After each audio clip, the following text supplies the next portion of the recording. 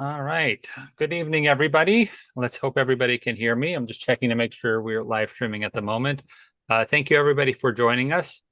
For those of you who receive our regular updates from either ucc.org or from our UNIS office in Washington, you'll know that there is the second Ukrainian Days of Advocacy that is scheduled for June, coming up June 11th and 12th in Washington, D.C.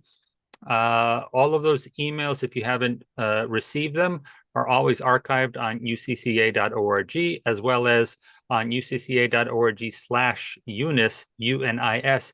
You can double check any of the advocacy emails that the UNIS office sends out as well, including those that alerted you to this webinar, how to sign up for the registration for Ukrainian Days, and all the events coming up. So hopefully, you've not only been forwarded this through a friend on Facebook or YouTube we're streaming this on, but you've received some of our emails and you haven't, please do go ahead and check on Ukrainian Congress Committee of America website so you can find out what additional events are coming up. My name is Andrij Dobriansky, and I am happy to welcome you all. We have a fair number of people, I think almost the entire amount of people who have pre-registered, but we definitely know that some of us have decided to log on versus the Zoom to the YouTube and the Facebook. So thank you for watching there as well. We will begin with a word from Ukrainian Congress Committee President Michael Sawkiw. Michael, I'm going to turn this over to you before our wonderful conversation with our two special guests. Excellent, Andrij, thank you. Good evening, everyone. I would imagine good evening to most everyone, good afternoon to some on the West Coast, and good morning to those in Ukraine as well. As Andrij had mentioned, I'm Michael Sawkiw. I'm the president of the Ukrainian Congress Committee, which is the representative organization of the Ukrainian American community. Interestingly enough, just this past weekend on Saturday, May 24th, we commemorated our 85th anniversary of the founding of this organization. And as an umbrella representative organization of the Ukrainian American community, founded in 1940 as Ukrainian refugees were escaping the throes of two dictatorships, Nazi Germany and Communist Russia. Fast forward 85 years, and in the past 3 years alone to the United States, to the shores of the United States, came an additional 250,000 Ukrainian refugees escaping the throes of Russia's war of aggression against Ukraine. I welcome you this evening to this virtual briefing session. This is an opportunity to interact a little bit, to discuss a little bit about U.S. Ukraine policy from some experts. We have two very prominent journalists this evening, Joseph Lindsley and David Kirichenko. This is, as I said, an opportunity to hear from them, hear their perspective, as Joseph is in Ukraine currently. David would be traveling back to Ukraine in the next several weeks, as he had mentioned earlier. And as you, Ukrainian activists, Ukrainian American activists, it's upon you. It's upon you as constituents, as we do these advocacy events in Washington, D.C., to come to Washington to meet with your elected officials, whether it's in the Senate, whether it's in the House of Representatives, and express our concerns, and express initiatives in terms of what we would like to see Congress to do, and obviously for legislation to happen and to be passed and presented to the president. We know what has been happening in Ukraine, especially in the past several days. The weekend was filled with 3 days of unrelenting attacks in Ukraine, whether it's drones, whether it's missiles. Unfortunately, the Western media keeps calling this unprecedented in terms of unprecedented number of drone attacks in Ukraine. This past weekend, there was 300. Last weekend, or the last episode, was over 200. The episode before that was 150.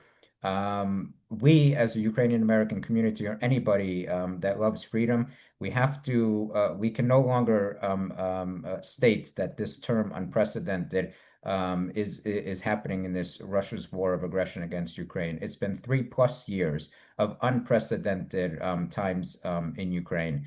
And having a war on the European theater in the 21st century is almost impossible to understand, impossible to believe, yet it is the reality. So thought to you, my request to all of you as you're coming to Washington, D.C., or if you're not planning to, please think about coming to Washington, D.C. But prior to coming to Washington, and when you return from Washington, D.C., and your experience in Washington, D.C., interact with your local media. I think it's very important to interact with your local media so that local media understands what you as a Ukrainian community, what you as activists for Ukraine understand the concerns to be and understand in terms of the requests that we have to our elected officials. I think it's very, very important that that aspect is not lost. It's not just an opportunity to discuss these issues with members of Congress, but obviously to make it a societal issue for all of for the society in the United States of America. So I don't want to take up too much time. I think we have a wonderful opportunity to hear from two very prominent journalists, again, to give their perspective, as well as an opportunity to ask any questions to them. We'll have a little bit of a dialogue after their opening remarks as well. So again, thank you very much. Thank you very much for your interest in everything that the Ukrainian Congress Committee of America is doing. Its DC office, the Ukrainian National Information Service. I hope to see you in 2 weeks in Washington, D.C. for the advocacy event. If you haven't registered yet, please do, and continue the advocacy on a local level. So again, thank you very much. Have a great briefing session, and Andrij, back to you. Дякую, Михайле. Михайле is going to be with us. He's not going to sleep that easily. And hopefully we'll get some interesting questions between him and our two special guests as well. I'm going to start us off before introducing our guests with a question that I have for every single one of you, which is, have you ever participated in advocacy events in DC before? This will give our special guests a good ascertation about who's joining us, who's familiar with the swamp, and who's had a great experience out there. So let's see, almost all of us are coming up. It's an overwhelming amount of people I see on my end who are yeses, 89%. Wow. So thank you all for participating. See if you guys can, I know some people are doing this by phone, but I'm going to just get 1 more minute till we get up to 40 people responded. There we go. So we got 90-10. 90-10, gentlemen. This is what we have. 90% who've gone to Washington before. This is our audience for tonight. We'll have another poll after this that's more asking about how you plan to follow up. But in the meantime, we're going to go across the pond, and we're going to talk to our first special guest. Let's put JP on the screen. For those of you who are not familiar with Joe, do you want me to call you JP or Joe? How do you go? Because it's an internet handle more than anything. Yeah, as you wish. We'll go with JP. All right, JP. For those of us who have been monitoring the war, either his Twitter feed, social media, or also reporting for WGN, many of us are familiar with both JP's voice, JP's writing, and JP's on-camera reporting. Today, you'll most often see him through the network of Ukraine Freedom News online. But it's always good if you skip a day. It's always good to return to something that JP has posted online, because it'll give you a very quick sense of how everything is going that day. I think at some point, JP, you were pretty much doing this constantly every day. You weren't taking any days off. So if you just scroll through his timeline, you can get a sense of how the conflict in Ukraine has been going from the very beginning. So we're very glad to have JP, and I'll give you the floor to start our conversation. Andrij, everyone, Diakoyu, hello from Lviv, Ukraine. I'll start by saying three key ideas I want to convey from my perspective, and then I'll explain why I might have some insight into this, and some of the challenges I see here in Ukraine. One, I think there are some very simple things that we need to say that can really fix a lot of the problems vis-a-vis Ukraine. I think the message is very simple that we're after. And secondly, as you all speak with people in Washington, in government, remember, you're not just talking to them, you're giving them things that they can sell and say to their constituents and to the media. Very important to remember, I think.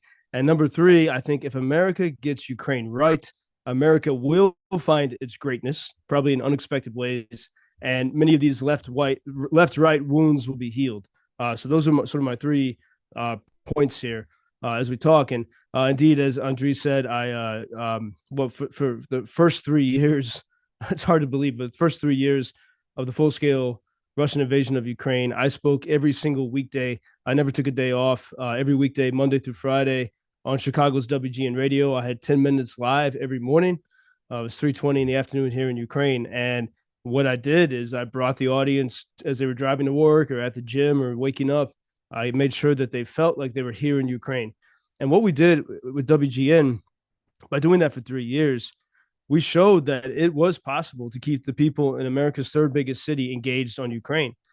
People spoke of this idea of Ukraine fatigue, and I think it was a failure of storytelling that led to Ukraine fatigue. And so I fought against that for 3 years until I was canceled last Christmas, and still don't quite know why. We have plenty of suspicions, but since that cancellation, it's actually been good in some ways to free me up to work more on the information front directly. In fact, I'm sure most of you saw Ben Shapiro from the U.S. came here and interviewed President Zelensky. That was when WGN was canceled, I went to the Carpathian Mountains. I was quite depressed. I said, okay, what can I do next? And I had this idea to bring Ben Shapiro to Ukraine to try to bridge this MAGA Ukraine divide. And sure enough, my team and I were able to achieve that and to have Shapiro interview Zelensky. I've also, you could say, sort of snuck into the castle of those in power because pretty much every week for the past 3 months, I have a report on Elon Musk started a new show on X, formerly Twitter, called 69X Minutes. It's released every Sunday. And we know Elon is quite skeptical about Ukraine. I know that he doesn't know the reality here. And somehow I have 6 minutes almost every week to talk about Ukraine uncensored in a pre-produced segment. But they've never edited me. And so I have this window of opportunity to speak exactly to not only to the 2 million people who listen, but my main focus is to speak to the people in the White House and to Elon. And so, and I think that approach sums up, ever since I lost WGN, it sums up my approach now, which is very targeted. And I would say really I'm focused on helping the people in Ukraine, especially Kyiv, understand the mood in Washington. It's a new reality. So that they can better communicate, and then to help America, specifically the White House, understand what Ukraine really is. And in order to do this, the past months, one thing I've been engaging in are these sort of so-called blood sport podcast debates. Usually it's at this hour, so I'm used to being awake at 3 a.m. Ukraine time, whether or not it's missiles or drones or podcast. But I debate MAGA people who are very much against Ukraine, and I, my goal in all those conversations, I know that in a 1 hour podcast, there's not gonna be a total conversion. My goal is to get them to start to think a little bit differently, and so far, in almost each one of those shows that I've done, I've been successful with that goal, and you can see clips of this that I posted on my social media, but. The super anti-Ukraine people, I leave them. We finish the podcast, and they often say something like this: I never thought anything good about Ukraine until now, and they're always like, "Oh, you haven't convinced me yet," but I'm gonna. There's something new. I thought, I never thought anything good, and now you've given me a new perspective. And I think we have to really think in that, as Ukrainians would say, "Malu po malu," this little step-by-step approach, in order to transform people. And I think that I have sort of this empirical evidence that can work. And in order, there's sort of a philosophical underpinning of my approach, and then very practical steps, practical political steps. So the philosophical underpinning, which I have sort of been focused on for the past 2 years, as I was speaking on the radio, I didn't want to lose that audience. You saw, after the first few months, the daily reports from Ukraine began to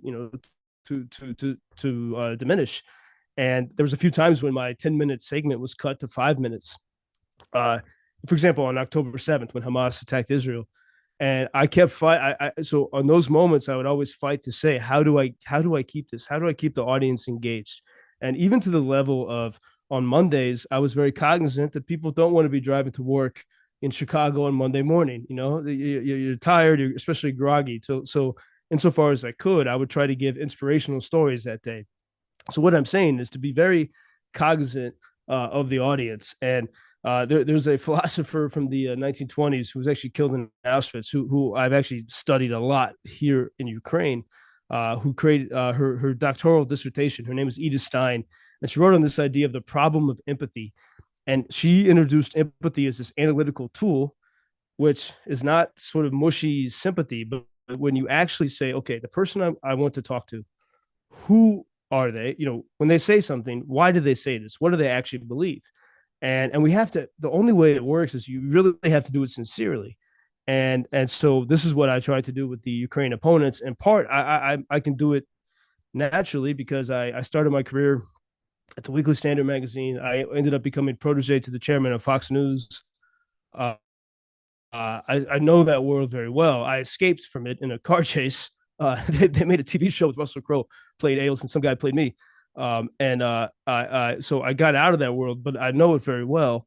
And one thing is I've done this analysis here in Ukraine is, you know, why are so many people, MAGA people, who would, you know, sort of stand for freedom and against tyranny, against Kremlin tyranny, why are they so opposed?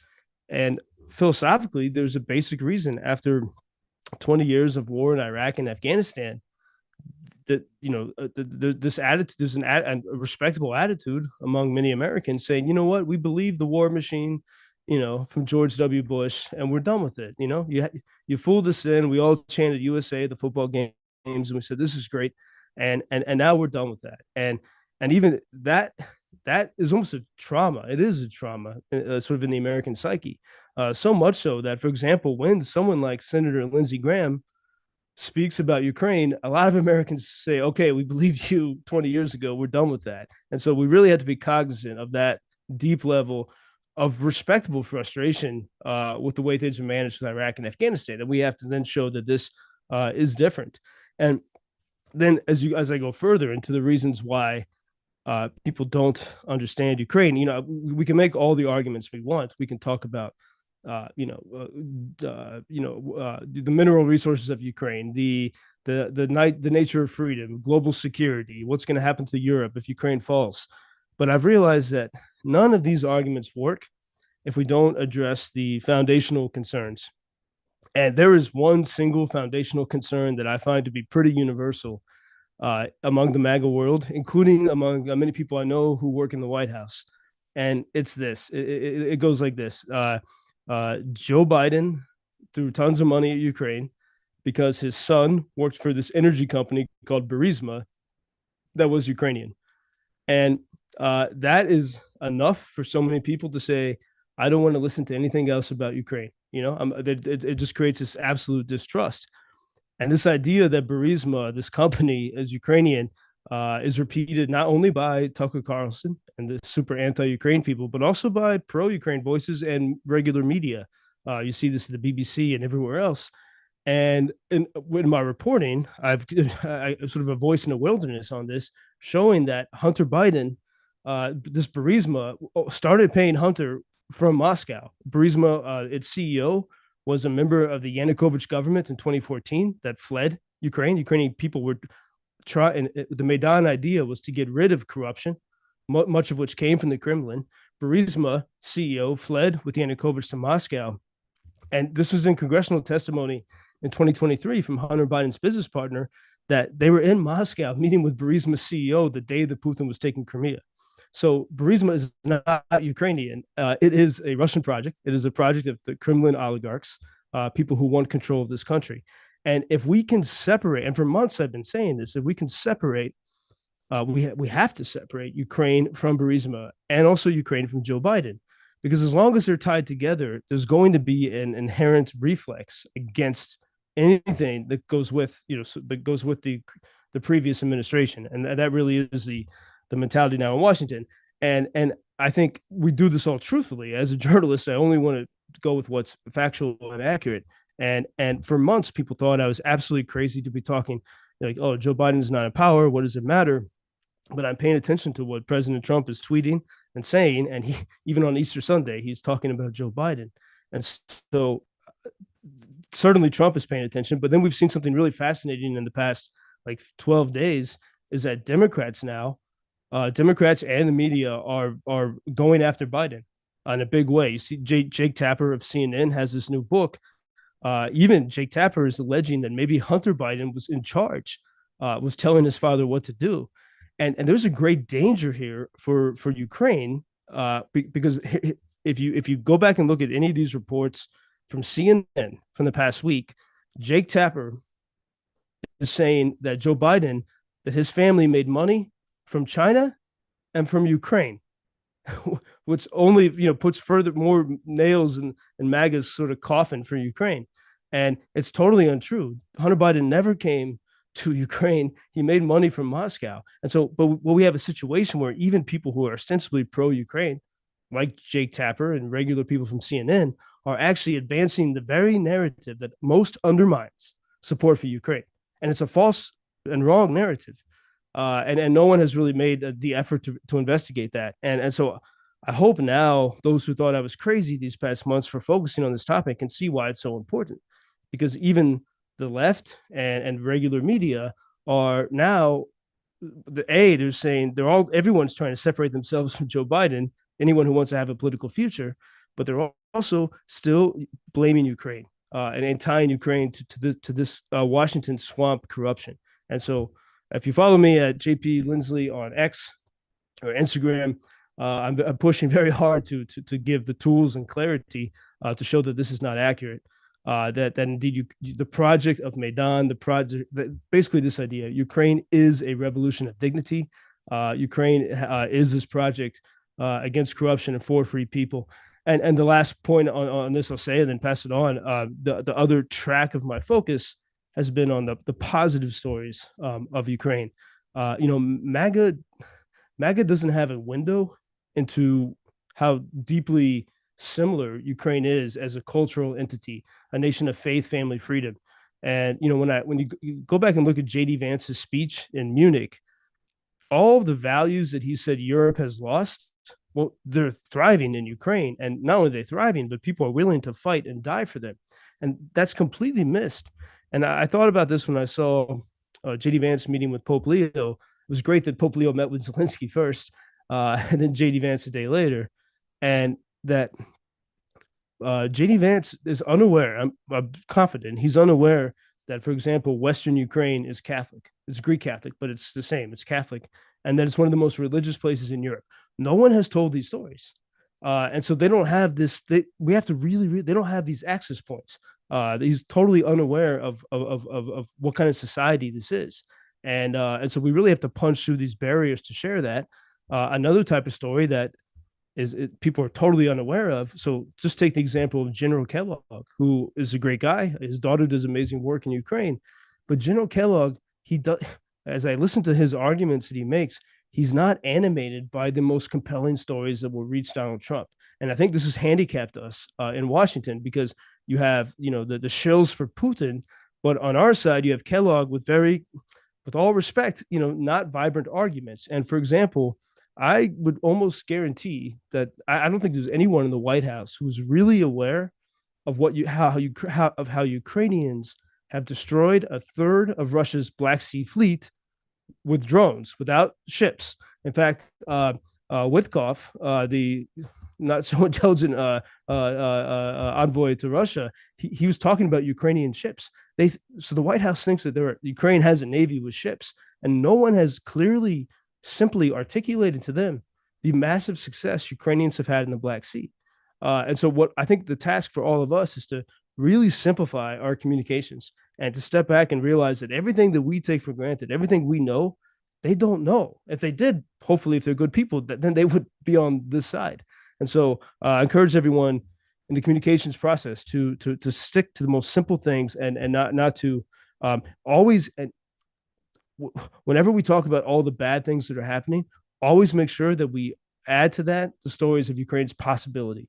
The Christians, evangelical Christians of Ukraine and America, they successfully reached Trump and they showed him that the Russians are destroying Christians, and that worked.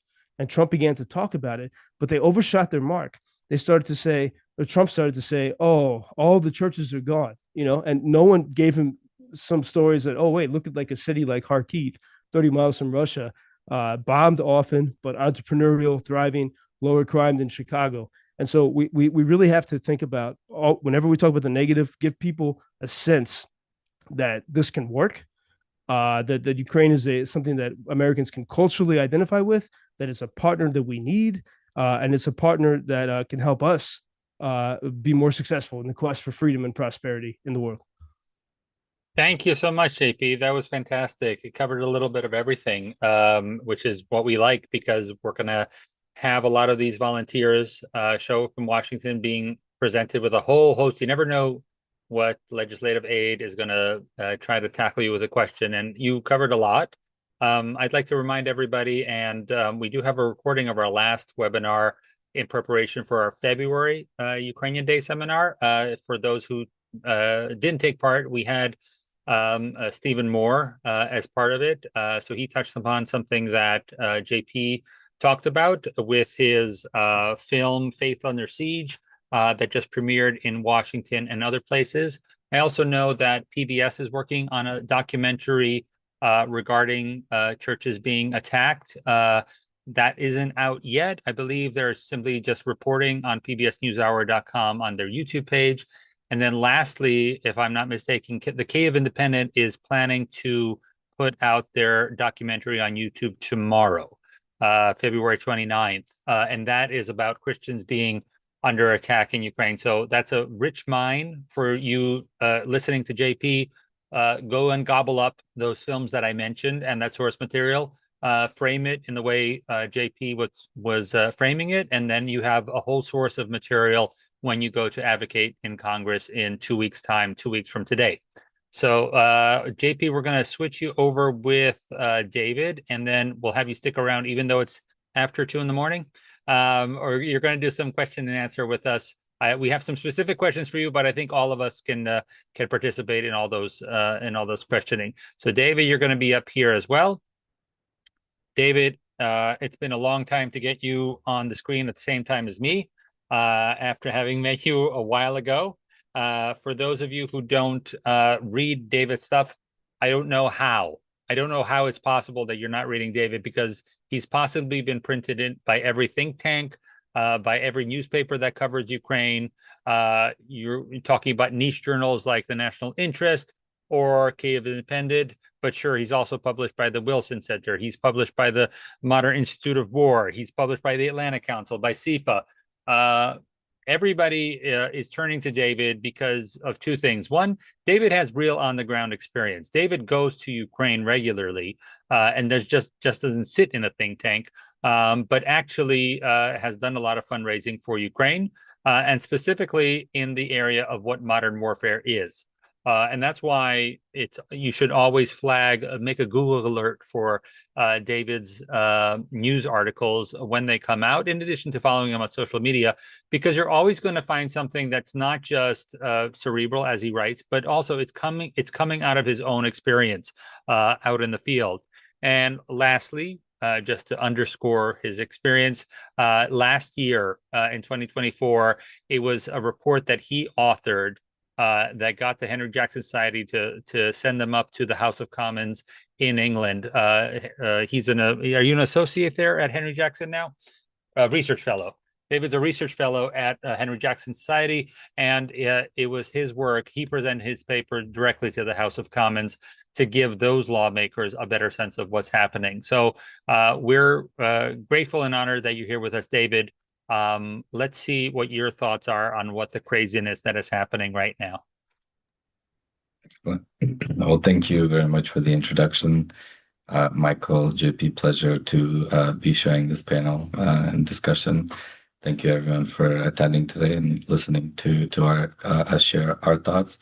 One core area of my work and what I focus on is the war and how war is being transformed and how it's evolving into a technological race, both between Russia and Ukraine and Russia supporters, and really combating this narrative that Ukraine's a beggar nation that is dependent on Western arms and Western supplies to help defend itself against Russia.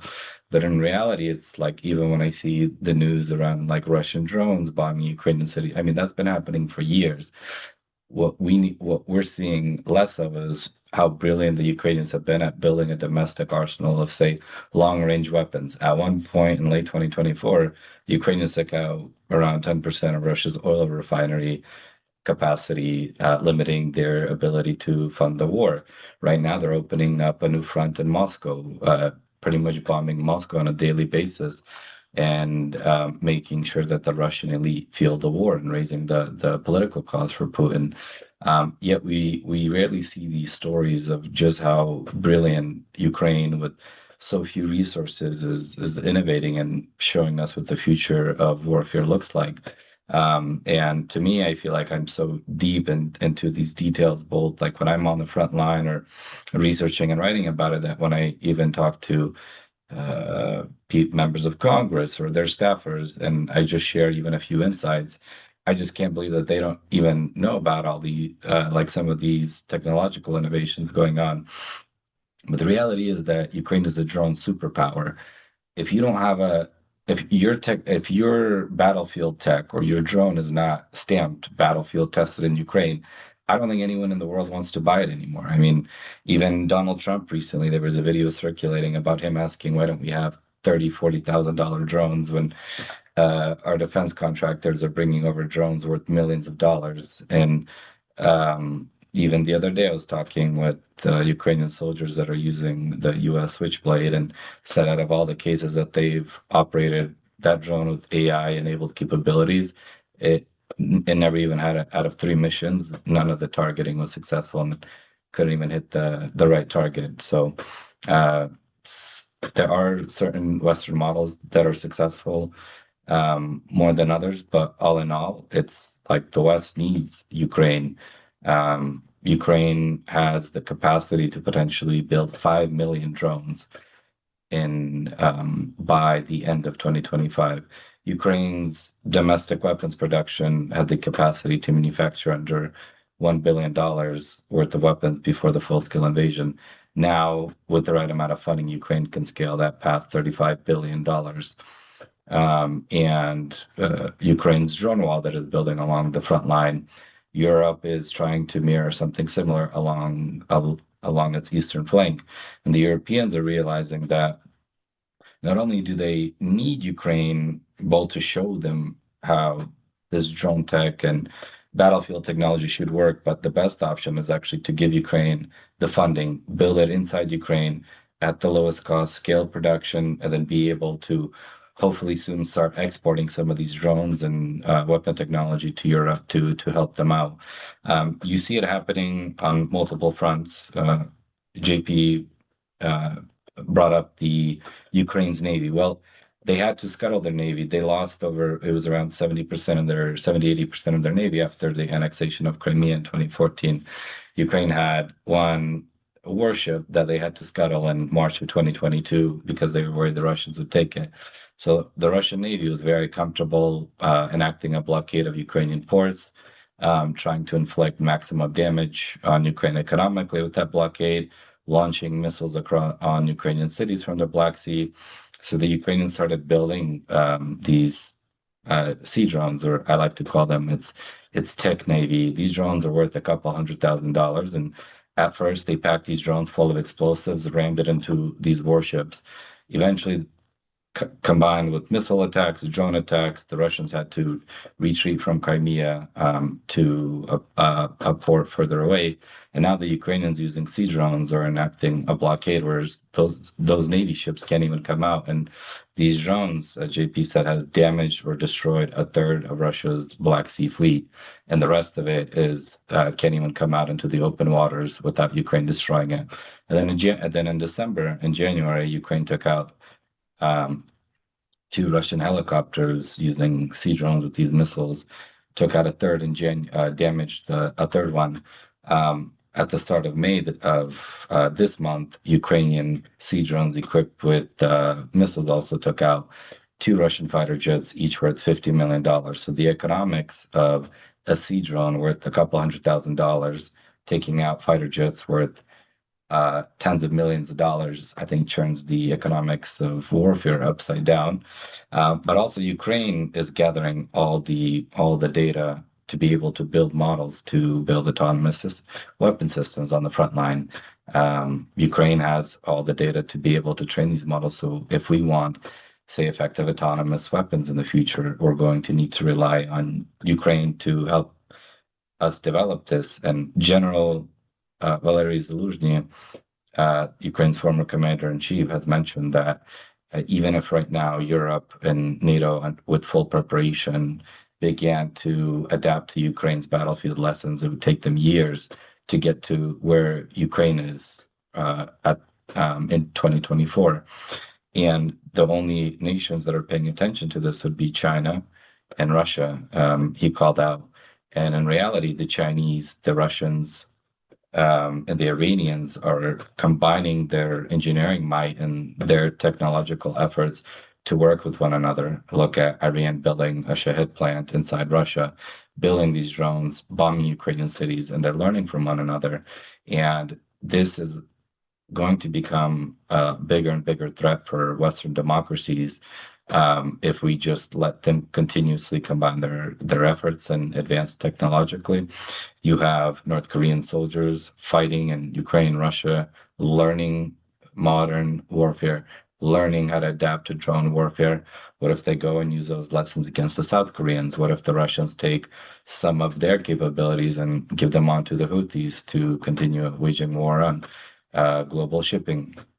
And so no matter how much our lawmakers may think that Ukraine is not connected to our future welfare and the wars that are coming in the future, but we are very much becoming dependent on Ukraine's battlefield experiences and its experiences in its growing power as a drone producer. And Ukraine is also teaching us that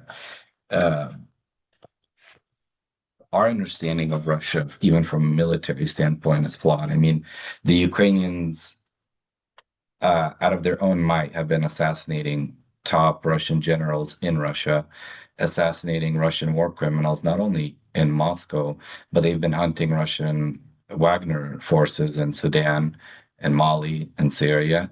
And so the Ukrainians, with very limited resources and the amount of restrictions that we've put on them, have not only needed to out-innovate with their hands tied, but with so few resources.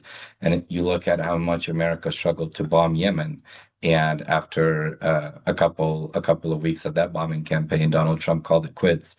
And so it's important for us to be able to go to our leaders, members of Congress, and let them know that, like, Ukraine is not a beggar. Ukraine is a leader in warfare, and Ukraine is showing us what the future of warfare looks like. And if we choose to abandon Ukraine, if we choose not to embrace these lessons and partner with Ukraine, we are going to pay a very heavy price when we are locked in future wars against China, Iran, North Korea, Russia. And so now is the opportunity to give the Ukrainians the investment that they need, weaponry that they need, because we're also learning from even the Patriot systems. The Americans have learned a lot from how Ukraine has refined their use against Russia's air attacks. So it's a technological race. It's a race around adaptation. How fast can you learn? How fast can you deploy countermeasures? And so the way we understood traditional warfare is outdated. That playbook needs to be tossed out. This is a very different war. The future that we're looking at is very different, and Ukraine is going to be key to us understanding how to fight the wars of the future.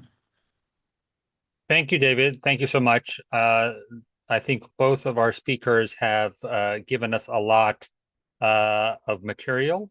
I think what we need to do is process some of that. We'll do some of that with some question taking and answering.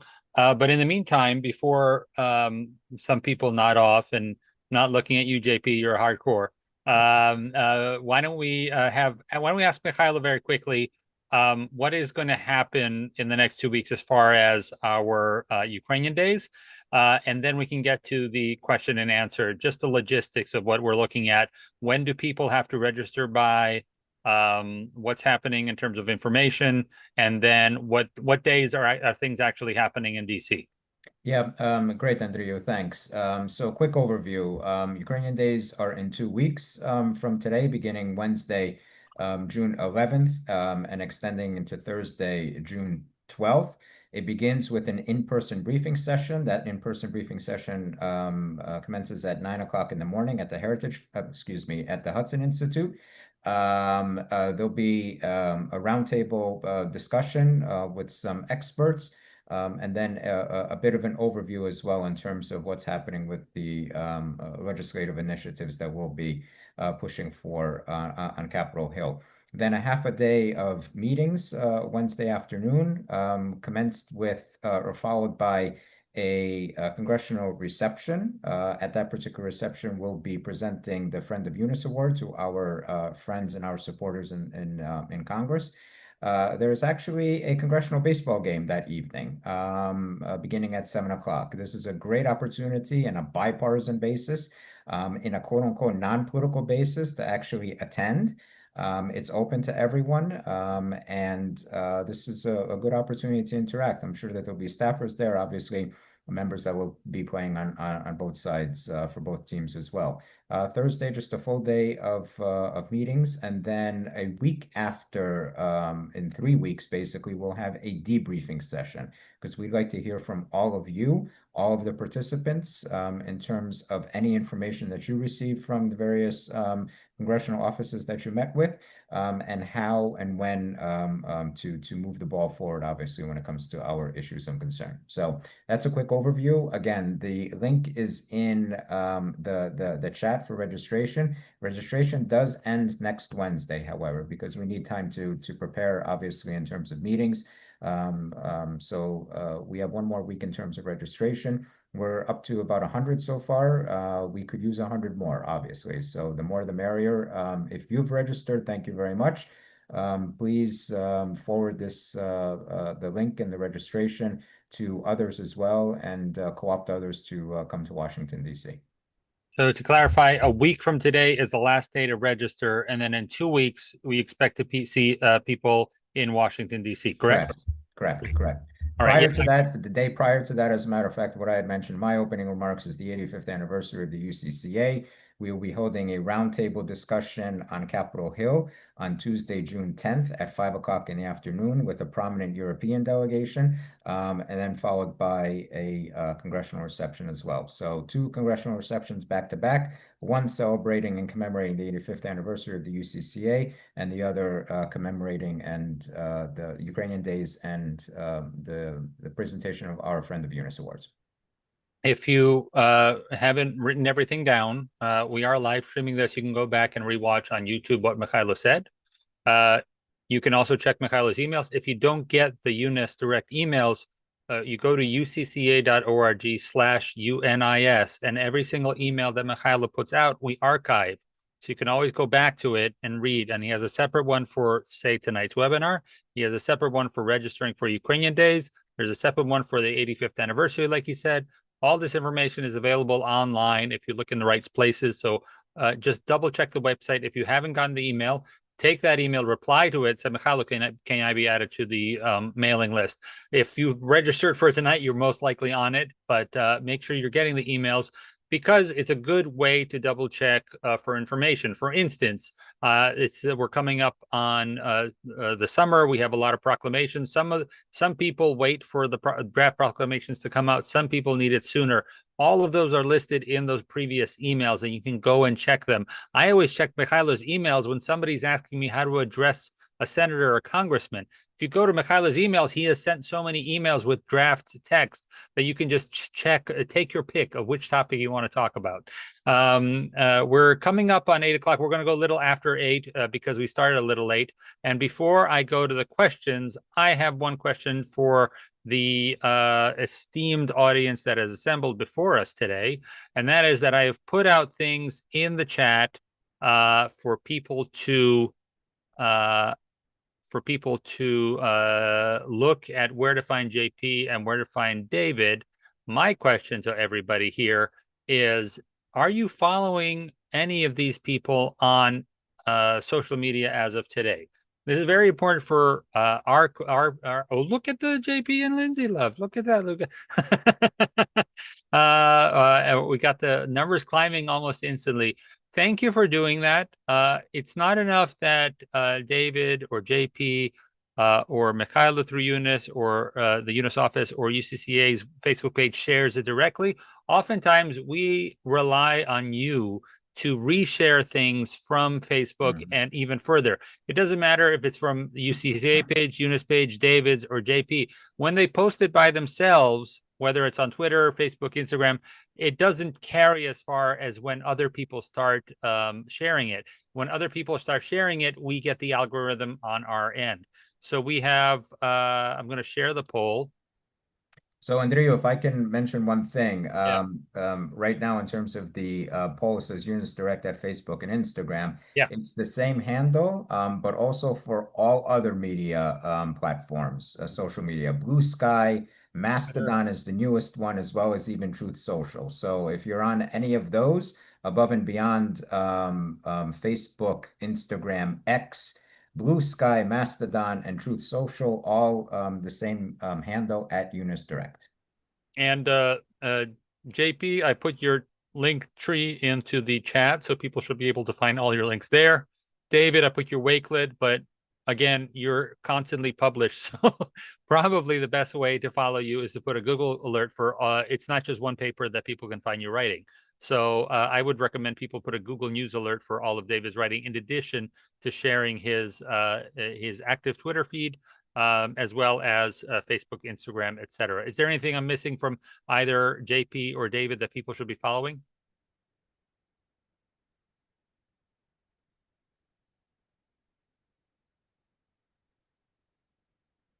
Nope. In which case, let's do a couple of questions. I harvested the questions we have gotten. One common theme was, and we've heard from JP, we heard from David and Mikhailo, and we heard about this in our February briefing as well. Right now, it is one party that's controlling Congress, the Senate, the House, and obviously the White House. And therefore, until 2027, if there were to be a change, it's not before the new Congress is sworn in January 27. So right now, we are going to be talking a lot in terms of moving the wheel forward. It's about talking to Republicans. We'll be talking to Democrats next week as well. But what we wanted to do when we talk to them is be prepared for their talking points. Some of them were addressed by JP, but there was a question that was repeated. And I wonder if David and JP have both tackled this question. The question regards the talking point of World War III. We just saw this in a tweet by Medvedev in response to President Trump. And the question is, how do you respond when people say that helping Ukraine, the U.S. engaging in this conflict will only lead to World War III or nuclear war? JP, David, anybody want to jump in? Yeah, sure. Actually, that question was really the biggest challenge when President Biden was in office. That's what we ran into all the time. And, sort of the Jake Sullivan policy of, we can't have nuclear war, we're afraid. And he actually was explicit about it. Even in the summer of 2022, he said, there's no way we'll ever send attackers to Ukraine because we don't want World War III. We don't want nuclear war. Well, we do see all these red lines are crossed and we haven't had nuclear war. Now, I don't hear that pushback from Trump. And so that's precisely what I was talking about. The argument, it's a different. So I've perceived this a little bit from Zelensky's team. They're still speaking to Washington as though Kamala or Joe Biden had won, and they haven't updated. You have to tell different stories, and it's hard after you're in the habit for 3 years. But it's a different story we have to tell now, and that's why I zero in. I know it might sound crazy to a lot of people who are not from that world, but it comes down to Burisma. When I speak with Republicans who are skeptical of Ukraine, whether it's in these podcasts, some of them have come here to visit to figure out what's going on. I start with that story, And all of a sudden, then I have their attention. They said, "Wow, I can't believe this. I didn't know this."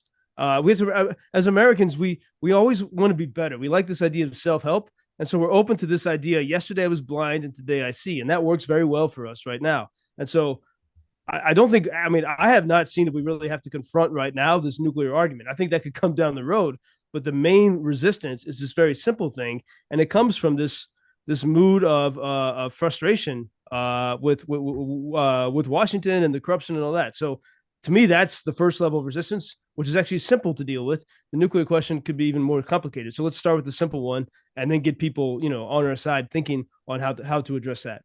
Thanks, JP. David, do you have thoughts on this, or is it simply the question that when you bring this up with anybody in Ukraine, whether it's a child or somebody serving on the front line, they all have the same answer for you? Well, I mean, I think we don't even need to look at words. We need to look at actions. The Russian side is filled with words, and the Ukrainians take to action. In 2022, Dmitry Medvedev was saying there would be Armageddon if the Crimean Bridge was attacked, or if storm shadows from the UK were used to hit Crimea. The Ukrainians did both. I mean, they blew up the Crimean Bridge. They bombed Crimea with the storm shadows. And I mean, there was crickets from Moscow. I mean, Joe Biden was like self-paralyzed, his administration with the red lines. So the Ukrainians actually took it upon themselves to invade Kursk. And I think Joe Biden and Jake Sullivan are horrified seeing American equipment like rolling into Kursk. And then, I mean, the Kremlin was again speechless. And then you also see the Ukrainians like hunting Russian war criminals around the world. The Ukrainians killing Wagner forces in Sudan, or giving intelligence or training to the rebels in Mali and helping kill almost 100 Wagner forces back from 2014, training the Syrian rebels on drone warfare. And the Ukrainians are showing that like the Russians have no red lines. Like we hunt, we kill them all over the world. We place bombs, killing the latest bomb that killed a Russian general was the general that briefed Putin on the war in Ukraine. So it was one of the closest members to Putin's inner circle that the Ukrainians assassinated. I mean, Ukrainian intelligence is running wild around Russia assassinating engineers associated with missile programs or commanders that long gave the commands to launch missiles on Ukrainian cities. I mean, how far down the list of red lines does Ukraine need to go before we realize that, I mean, there is no coming of World War III. We are in the structure of World War III already, with North Korean soldiers fighting on European soil, Iranian engineers building factories in Russia, supplying them with drones, Iranian ballistic missiles raining down on the European continent, Chinese officers learning from the war inside Russia, Chinese components and technology supplying Russia's war machine. If this is not the axis of evil engaged in war against the West, what is like World War III have to look like? And we have Ukraine by themselves defending it. So you see Ukraine taking to these, to some it may seem extreme, but again, the West doesn't understand Russia. Ukraine does. We need to listen to the Ukrainians and see how they bring the war. And now flights out of Moscow don't even operate based on Ukrainians. So I mean, if Russian military assets are fleeing from Moscow while Ukraine bombs, I mean, the capital of Russia, what possible red lines could there be by giving supplies? The Russians wouldn't dare bomb one of the NATO convoys. If they wanted to, they would have done it in 2022. The Russians are scared to engage NATO, and they don't want to give any reason to. I think their economy is overheating. The right application of sanctions with the right targeting, a little push, and you could see an Assad moment where the government pops, but Ukraine knows what it's doing. They need the support, and they know how to bring the war to Russia and show that Russia has no credible red lines. It's all a big facade. That's great. Sorry, guys, if I could add to that, because I would be remiss not to mention today is a momentous anniversary regarding this topic of red lines crossed with no response. A year ago from yesterday and today was the month of May in 2024, Kharkiv was being, on the edge of being destroyed. That's my favorite city in the world. I go there all the time because it's 30 miles from Russia. And yet it's this example of this really can-do American spirit.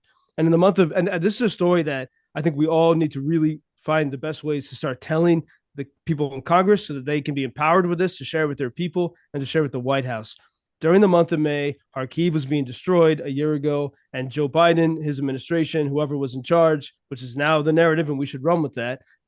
Maybe by the way, it was his son Hunter who was paid by Russia. Let's not forget that. But Kharkiv was being destroyed, and there was a universal and clear chorus from pro-Ukraine people, and it was let Ukraine strike back in a very limited way just to protect Kharkiv, and that worked. And it was a year ago from really yesterday or today when we knew that the White House had finally given this permission to cross probably one of the biggest Russian red lines, to use American weapons, specifically HIMARS, to attack Russian launch points on Russian soil. And this was the turning point.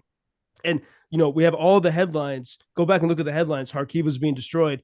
The absence of a problem does not get good headlines. And so no one knows the story. The month of June from 2024, there were barely any attacks on Kharkiv. You went from 2 or 3 attacks a day, multiple missiles at different times throughout the day, to almost no attacks until late June. And that was because Ukrainians were able to cross this major Russian red line, and the Russians had to adapt and scramble and to move their launch points further back. No one has told that story well. If you tell that story well, you can show the current administration that, when Ukraine has permission, they get the job done. And I think so often Trump's view of Ukraine is totally colored by the restrictions that the previous administration put on Ukraine, but he doesn't see that. He just sees it as Ukraine weak. And we need to do is to show the few times that Ukraine was unleashed, like a year ago from today, peace became more prevalent. And Russia actually, despite the red line that was crossed, Russia became weaker and was on its heels. Thank you, JP. Mikhailo, do you want to jump in? I have one more question for the group. No, go right ahead. Okay. Well, as David was talking, I posted one of his latest pieces. Again, I can't keep up with him, but a week ago, he put out that was published in SIPA about the Ukrainian assassinations that he was just talking about. And it takes a while and it filters up. And today, this morning on Morning Joe, they were talking about how this very topic, they were talking that, oh, you know what? Ukraine can actually do a lot more damage if it were to let loose with this assassination. It's actually Ukraine that's been holding back. The narrative is not that Russia's been holding it back. It's been Ukraine. And that happens when David does the legwork, puts this stuff out there, and then it bubbles up. So earlier we heard about the incredible work that was needed to get Ben Shapiro to Ukraine, influencer voice. Mikhailo has met with Pastor Burns down in South Carolina, President Trump's pastor, who went out not only visited Ukraine and spoke vocally, but then went on social media after the attacks on Palm Sunday, started talking about the Easter attacks, and then again today. And we are coming on 3 days of massive attacks that have just been ramping up. And frankly, if you look at the chart, the attacks against Ukraine have ramped up since Inauguration Day. So we are dealing with an escalated number of attacks. And again, in 2 weeks, we'll be talking to Republican and Democratic lawmakers, and we need to convince them otherwise. How do we get the other voices involved here? JP mentioned that Ben Shapiro was able to be convinced. Pastor Burns has been saying things. People get to read David's things, and it filters up. When the two of you engage with people online, and somebody has a following of 10,000 or 20,000, or they have their own YouTube show, what is it that gets them over the hump in first believing things? You mentioned a couple of things, JP, about the Burisma stuff, but psychologically, when you're engaging with people, what is it that you find is more successful than not? If somebody's only been reading, or let's say somebody's only been listening to Tucker Carlson, and that's their source of news about what happens in the world.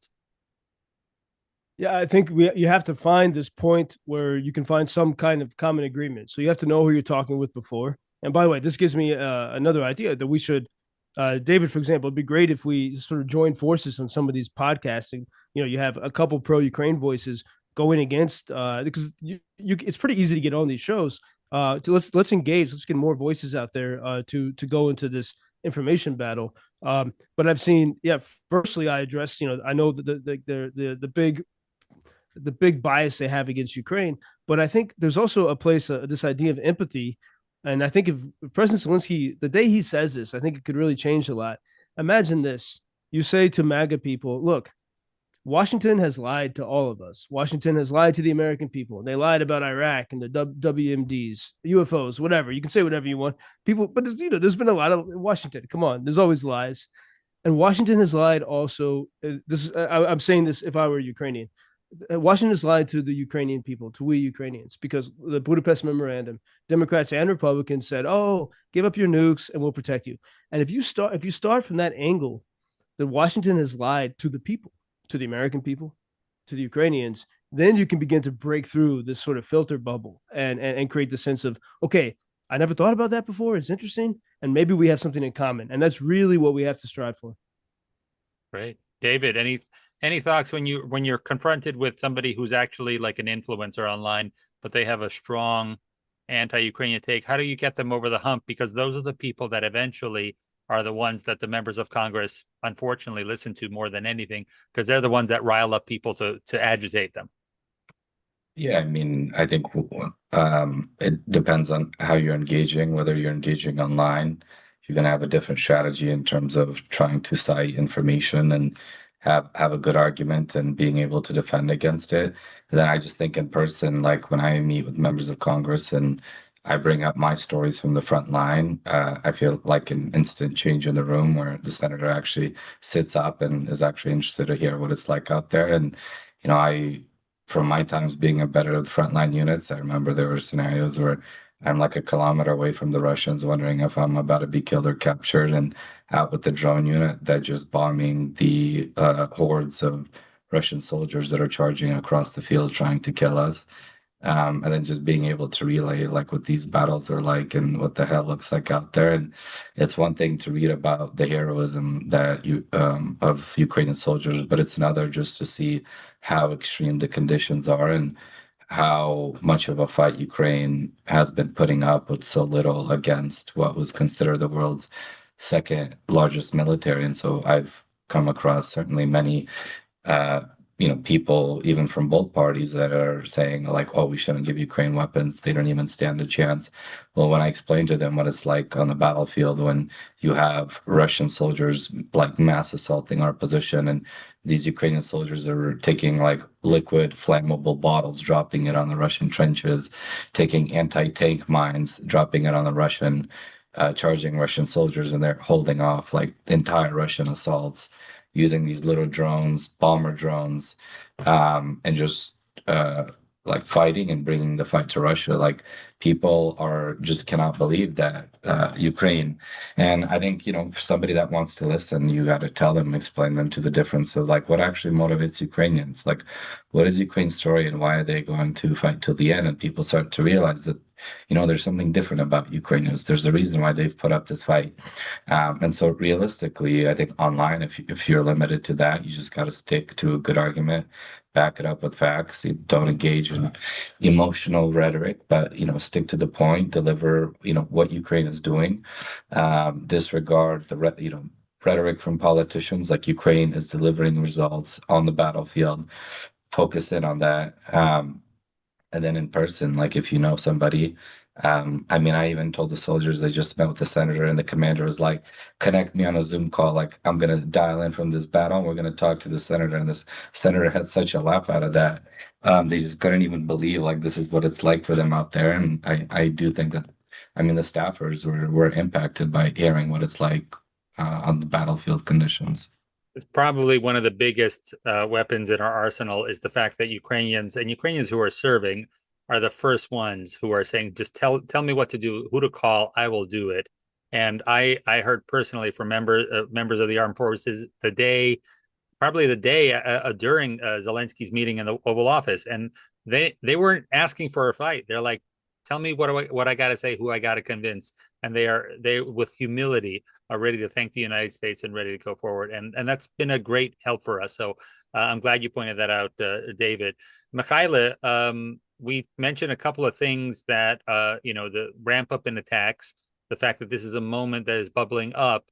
You just sent out an email yesterday or today about an action item that we're asking people to focus on it while this is in the news.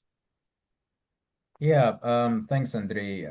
I actually want to add a little bit of a comment as well to the previous question. This is something that I've mentioned many times before. For those that have come to Ukrainian Days, I'm sure you've heard this particular quote that all politics is local.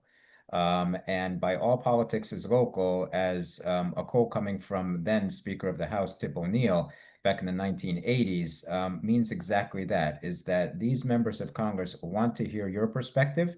You bring a unique perspective to them that they don't necessarily have. Yes, they have their staffers. Yes, they have information that comes from them, but they don't get that unique perspective that comes from us as constituents. And that is something that we bring every single time that we walk into a congressional office, is we bring that uniqueness in terms of everyone that basically walks into an office has friends, relatives, whomever, interacting with someone in Ukraine that can give fresh on the ground information of what's happening, and obviously how society is dealing with all this in Ukraine and what the society in Ukraine is looking for in terms of assistance from the United States and the Western world as a whole. So I think that that's an extremely important event, that we understand that we as constituents do actually hold the keys to moving policy forward. And that brings me into the action item that was issued yesterday. And that action item was to the administration. We do, as constituents, obviously, we have a voice.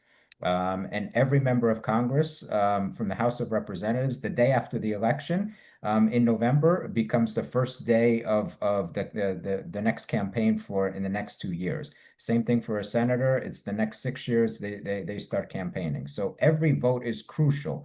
And for the President of the United States as well, needs to hear from us as constituents, as American citizens, why we feel that it is important to enact sanctions for Ukraine, for Russia, based upon everything that has been happening in Ukraine.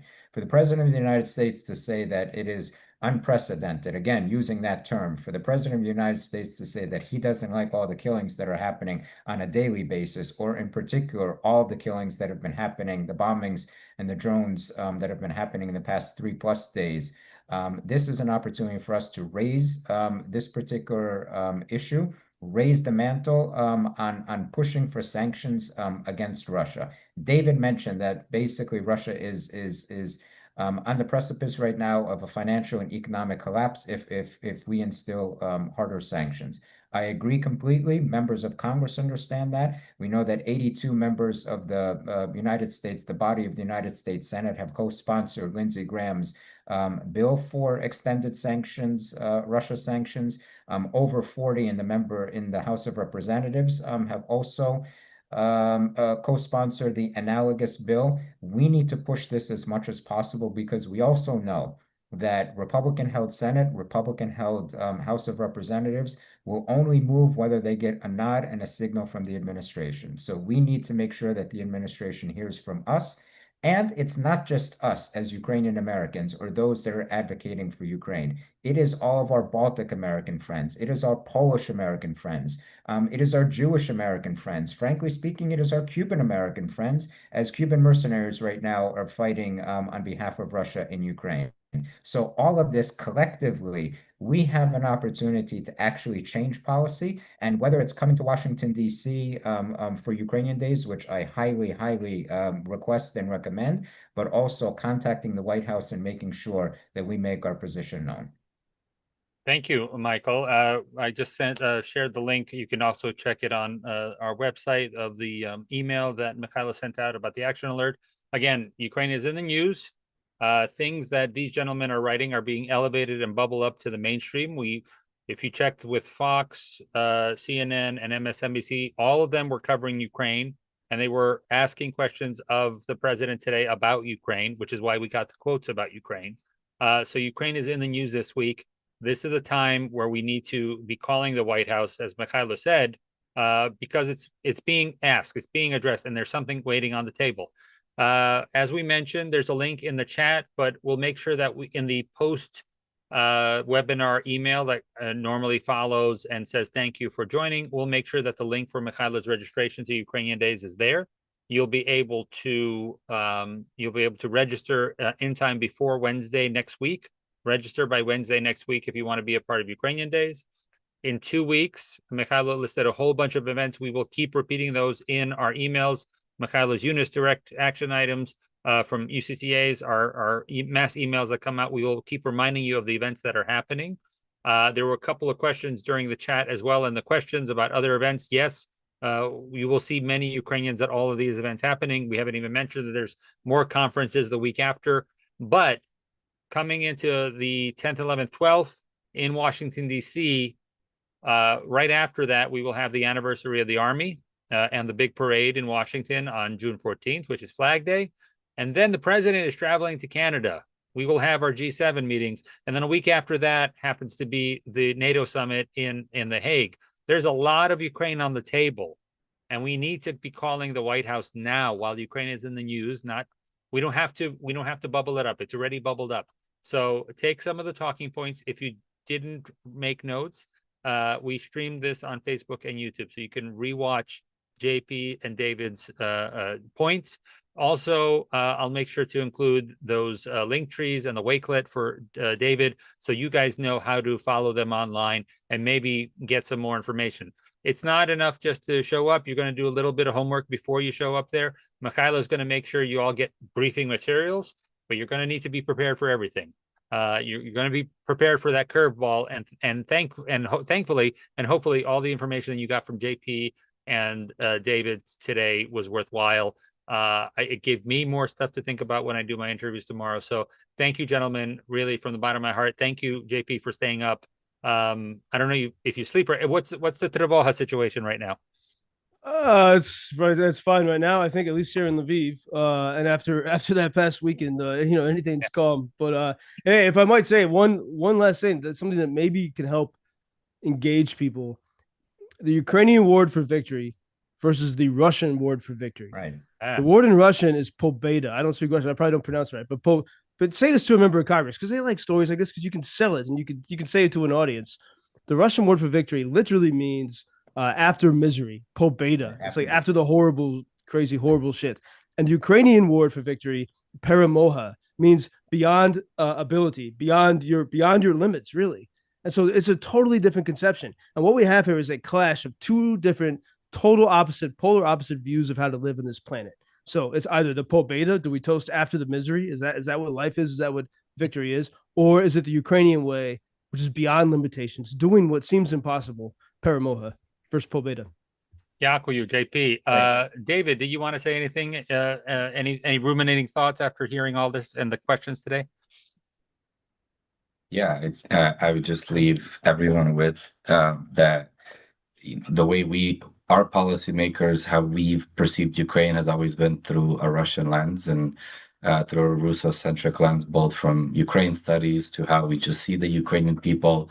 But Ukraine has proven not only that like we are unique and distinct people, but what we believe in is freedom and democracy, and Ukrainians are paying in blood for that sacrifice and to defend the values that we uphold. And I think it's important to continue to educate members of Congress and everyone in the West that like we are a very different type of people, and we have our own story, our own history, our own language, and we are a proud people, and that's what we're fighting for, and why we keep being underestimated time and time again. And we're in year 4 of Putin's 3-day special military operation, with Moscow being a new front. Thank you so much, David.